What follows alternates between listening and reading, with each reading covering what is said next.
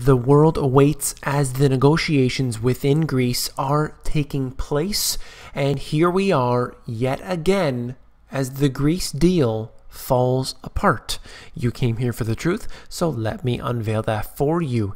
This seems like deja vu, perhaps a broken record, but let's get into it again today with this article out of the Telegraph. Greek crisis deal unravels as both sides reject proposals, and Cyprus is summoned to late-night talks. Finance minister's meeting is forced to end after only an hour, and the Prime Minister will spend Wednesday night holed up with negotiators. So yet again, they put this on the table. They had their two sides. One doesn't want to reform, but the other side is saying you're going to have to.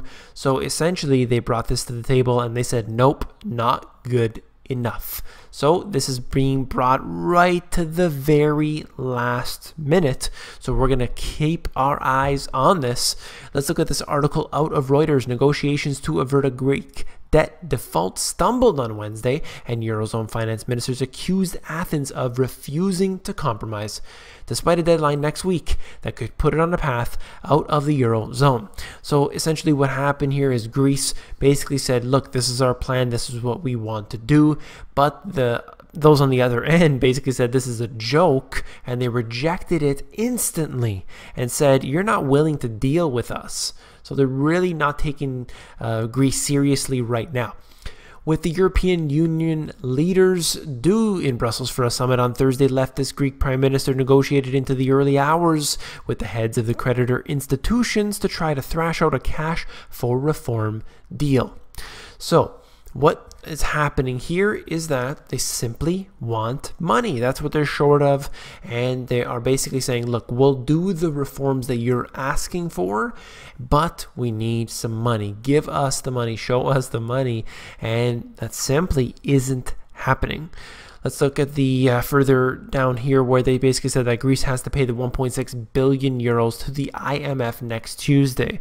And this is exactly what they are all waiting on. These negotiations are simply a way for them to avoid having to pay out this money. They want to be basically pardoned for the debt that they owe. So let's move on to this next one here. As we see this very important information, the ECB on Wednesday increased for the 5th time in 8 days emergency liquidity funds for Greece's banks, according to a Greek banking source who, of course, didn't want to be named. The size of the ECB's ELA was not specified, and basically this is happening as billions of dollars are leaving the Greek banking system. Individuals are frightened, and rightfully so. They're saying, we don't know what's going to happen to our money. We're going to take it out. We're going to stuff it under the mattress. We're going to put it overseas. We're going to do anything we can simply because it is too risky at the moment. But what's important to know from this is that yet again, they're essentially receiving a bailout. The Greek banks are getting more money from the ELA, the Emergency Liquidity Assistance. So that's what you need to understand, that in a way they are getting a backdoor bailout. And what's happening? The money is fleeing as fast or even faster as it's coming in. Then we look at what I wrote about in my book, The Money GPS. A second round of bailouts for Greece is needed. So this is actually written prior to the the second bailout. And then I said that despite the billions given during the first round, it just wasn't enough. It will continue. So obviously suggesting that there will be a third bailout, there's going to be a fourth, and so on. They're going to need more money. That's the way this system works. It's perpetually going into more debt. You can never pay back your debt. It doesn't work like that. You have to go continuously into more debt. Let's move on here. I want to get through this as quick as possible. The Bloomberg article suggests, should they agree, expectations are new measures will include more taxes on companies and the middle and high income earners, the abolition of early retirement, and larger contributions from workers and employees to state pensions. The alternative is a default, likely by the June 30th deadline to pay the IMF.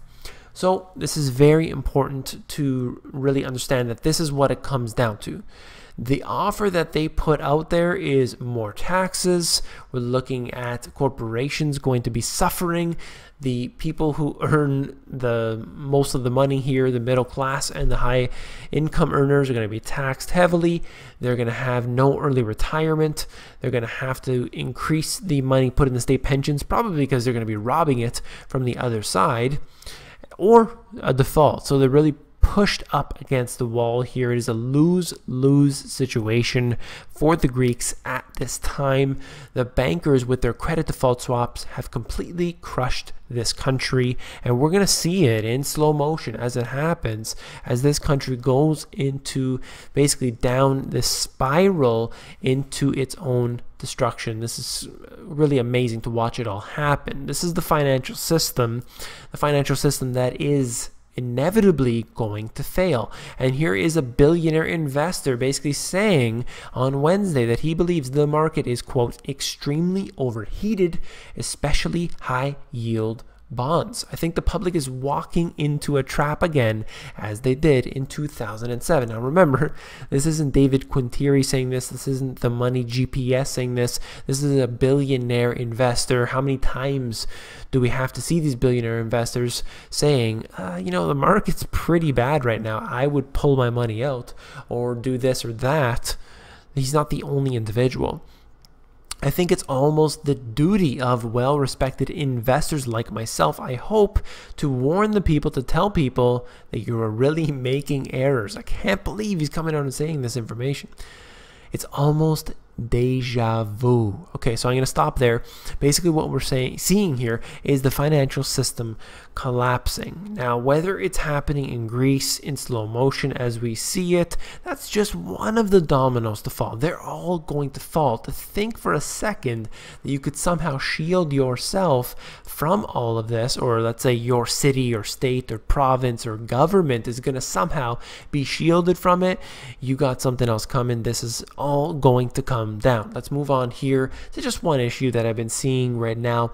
They are suggesting that the Jefferson Memorial should be taken down. That's just a suggestion at this point, basically going about destroying what's there, the foundation of the government structure. Now, some of it is certainly bad. What has happened since the creation of the Constitution really being the most important factor. Jefferson was obviously part of that. The founding fathers obviously had their hands in with this, creating the Constitution, creating what is now America. But if you remember correctly, Jefferson was a liberal. He was a classic liberal. The way that it has been really changed in recent years, where you can see it is quite the opposite of everything that was intended. Let's move on to the quote that I have of Thomas Jefferson. In my belief here, probably the smartest politician I have ever read. If you try to read his work, it is excessively complex. This is a very, very intelligent person. Take it or leave it the way you like, but just read the quotes, read his work. It's very, very intelligent. Experience hath shown that even under the best forms, those entrusted with the power in time and by slow operations perverted it into tyranny. I completely agree with this. What we have is a system set up where the government can employ politicians that are really just placeholders for corporations, and they single-handedly, or I should say inch by inch, take away and pull apart the government, and slowly but surely it simply becomes nothing more than a corporation. It's a mouthpiece for the corporations, and it's actually really an arm working for the corporations. All the while they have the flag waving individuals out there who are just trying to be patriotic, and they really don't understand the whole system, and they're just saying, whatever my government does, I need to go along with that. They want to be, quote, patriotic, but they don't understand they're voting for corporations, not for governments. This is not what it is anymore. Look at Thomas Jefferson, the quotes that he said all those years ago. And now today, it is the exact opposite. What he stood for in that time is the complete opposite of what the government stands for today. This is what goes to show you how things can change so easily. Everything has become perverted into tyranny. If you found this video informative, please give me a thumbs up. I just wanted to let you know